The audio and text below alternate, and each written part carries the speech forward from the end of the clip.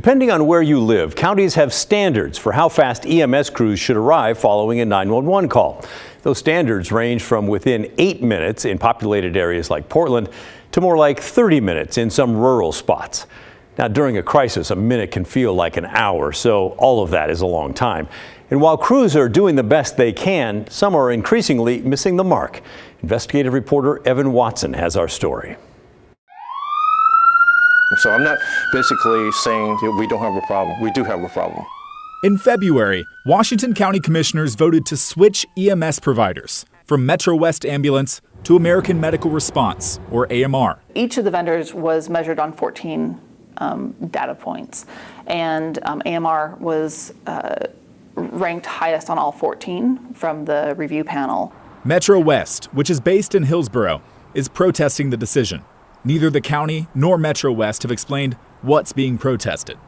Washington County leaders have been working on an EMS redesign for years, but the switch to AMR comes as Metro West's response times to 911 calls have plummeted.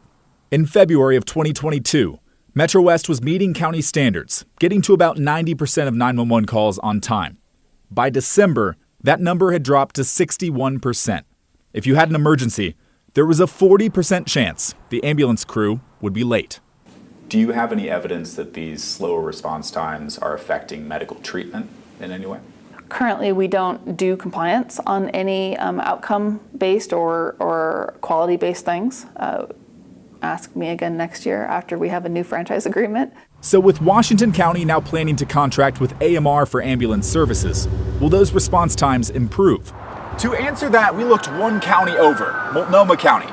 AMR covers most of the Portland area, as well as Clark County and Clackamas County.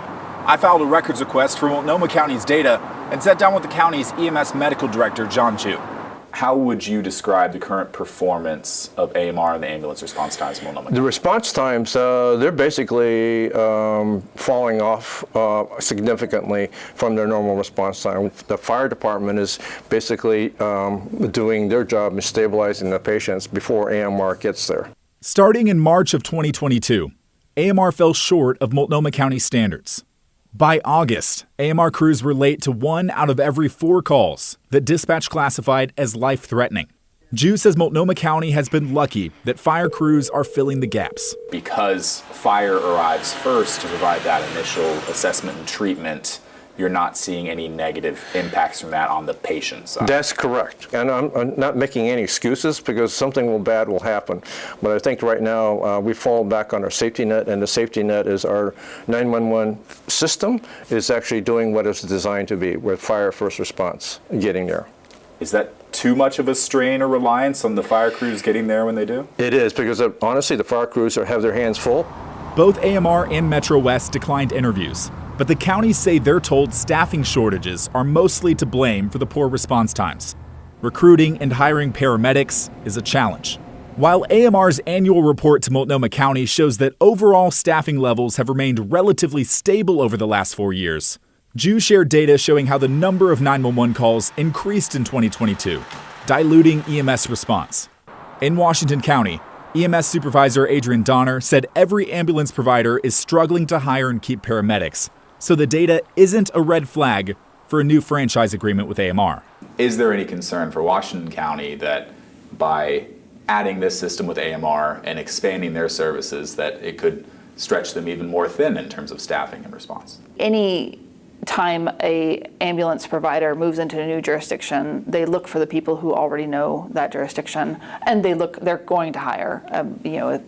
No ambulance provider can expand without hiring more paramedics or buying more ambulances. Both counties are looking at adding or expanding basic life support crews, first responders with less training and expertise than paramedics who can respond to lower risk calls, freeing up paramedic teams for more emergencies. About 30% of our calls don't require a paramedic to be there, and we have devised a scheme or a plan to actually fulfill that portion here without a paramedic and basically increase the workforce as a temporary measure. Until then, Ju and Donner say they're overly reliant on overburdened fire departments that are making up for slow ambulance response times, the last failsafe in a critical public health system. We are, I would say, impatient to get the least solutions in the pipeline. Evan joins me now. Super interesting there, and really fascinating that they both started to have slower responses around February, March of 2022. What did they tell you about that? Was it just staffing? It mostly does come down to staffing, both retention of the people who already work there at these EMS companies and hiring. They mentioned that the companies did that it's tough to find that pool of applicants, that are qualified enough to fill those spots. But as to why the spring of 2022, there's not really specific reasons beyond the call volume increasing slightly last year and then just overall staffing problems catching up to them. And so with that staffing problems, people are quitting and leaving. Why are they leaving? It was interesting. In the AMR report to Multnomah County, the medical director there said that a lot of their staff members that are leaving in exit interviews say they're going to fire departments for stability or for other reasons. And he mentioned the violence that the EMS crews have experienced and also just tough working conditions in Portland having a big effect on their morale, on their willingness to stay in these jobs. You can imagine a tough environment to work in if it is that way. Yeah, but who attacks an ambulance crew? Right. I mean, we've seen a couple of stories like that, but also just the mental health crisis that we've seen in the streets of Portland and the issues that we have with that. It's part of the challenges that they're seeing every day out there. Yeah, I'm not questioning that it happens. That astounds me. Yeah. What about the hospitals? We know that they've been pretty full. Has that been backing up ambulances as well? Yeah, and that's the other interesting point in addition to staffing here, that it's not just related to how many paramedics that we have, but what's happening to the paramedics when they're on shift. So they're in charge of transporting someone from a 911 emergency call to the hospital. But when hospitals are full or at capacity, a lot of the time those ambulances are left sitting there in the bays at the hospital waiting to unload someone until there's space that someone gets discharged from the hospital and they can take them in. So the reality in that case, Pat, is that those crews then can't co-respond to other calls because they have to stay there. Delaying the process. You can just see how it cascades. The snowball effect. For sure.